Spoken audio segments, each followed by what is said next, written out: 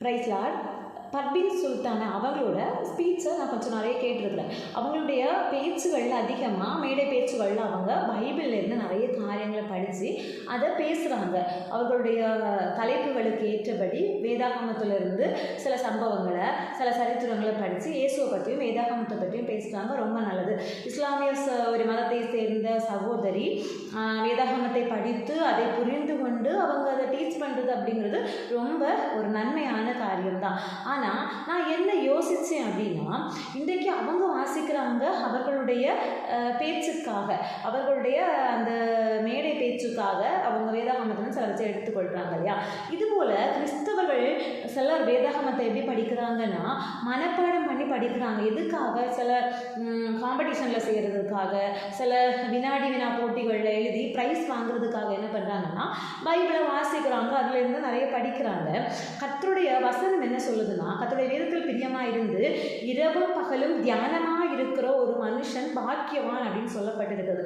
அதுலேயுமே அந்த தியானம் எப்படிப்பட்டதாக இருக்குது அப்படிங்கிறத நம்ம பார்க்க வேண்டியது ரொம்ப அவசியம். எதுக்காக தியானம் பண்ணுறாங்க? இன்றைக்கி ஒரு வினாடி வினாய்க்காக, ஒரு ப்ரைஸுக்காக படிக்கிறவங்க அதை எப்படி பார்ப்பாங்க அப்படின்னா, ஒரு இதை வாசிக்கும் போது திரும்ப வாசித்து இதிலிருந்து எந்த கொஸ்டின் கேட்பாங்க, அதில் எந்த ஆன்சர் வரும் அப்படிங்கிறதுக்காக ஒவ்வொரு அதிகாரங்களையும் படிப்பாங்க.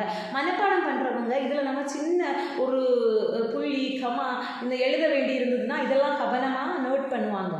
இப்படி அவர்களுக்கு எதுக்கு தேவையோ அதற்கேற்ற போல் அவர்களுடைய தியான முறை வித்தியாசப்படுகிறது. உண்மையிலேயே கர்த்தருடைய வேதத்தில் பிரியமாக இருந்து தியானமாக இருக்கிற மனுஷன் என்று வேதம் குறிப்பிடுவது என்னன்னா, அந்த வேதத்தை வாசிக்கும் போது அதன் மூலம் கர்த்தர் நம்மோடு நம்முடைய வாழ்க்கையில் எதை சொல்கிறதுக்கு விரும்புகிறாரு, அந்த வசனத்தின் மூலம் அன்றைக்கு நம்ம வாசிக்கிற வார்த்தையின் மூலமாய் நம்முடைய வாழ்க்கையில் எதை கிரியை செய்ய தேவன் சுத்தமாக இருக்கிறார் அப்படின்னு.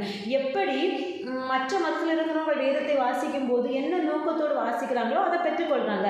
அப்போ நாம் கிறிஸ்தவர்கள் தெய்வ திட்டத்தையும் தேவனுடைய சித்தத்தையும் தேவன் நம்மோடு பேசுகிறதையும் புரிந்து கொள்ளணும் அப்படிங்கிற ஒரு நோக்கத்தோடு வாசிக்கும் போது தான் நாம் வேத தியானம் செய்யும் போது அது நமக்கு யூஸ்ஃபுல்லாக இருக்கும். அப்போ தான் இவ்வளோ வருஷமாக நம்ம வேதத்தை வாசிக்க ஆவிக்குரிய சில மாற்றங்கள் நம்முடைய வாழ்க்கையில் ஏற்பட ஆரம்பிக்கும். அப்படி எதுவுமே நடக்கலை அப்படின்னா நீங்கள் ஏதோ கடமைக்காக பைபிளை வாசிக்கிறீங்கன்னு அர்த்தம். பல மணி நேரம் பைபிளை வாசிக்கிறது அர்த்தம் இல்லை, அது பெரிய விஷயம் கிடையாது. ஆனால் அதிலிருந்து தேவன் உங்களோடு என்ன பேசினார், உங்கள் வாழ்க்கைக்கு நீங்கள் எதை கற்றுக்கொண்டீங்க, ஒவ்வொரு நாளும் வாசிக்கும் போது புதுசாக எதை கற்றுக்கொண்டீங்க, அதுதான் ரொம்ப முக்கியமான விஷயம். இப்போ இனிமேல் வாசிக்கும் போது கர்த்தருடைய வேதத்தை தியானம் செய்யும் போது உங்கள் வாழ்க்கையில் கர்த்தர் எதை பேச சித்தமாக இருக்கிறாரோ அதை கேட்டு அதன்படி தியானம் பண்ணுங்க.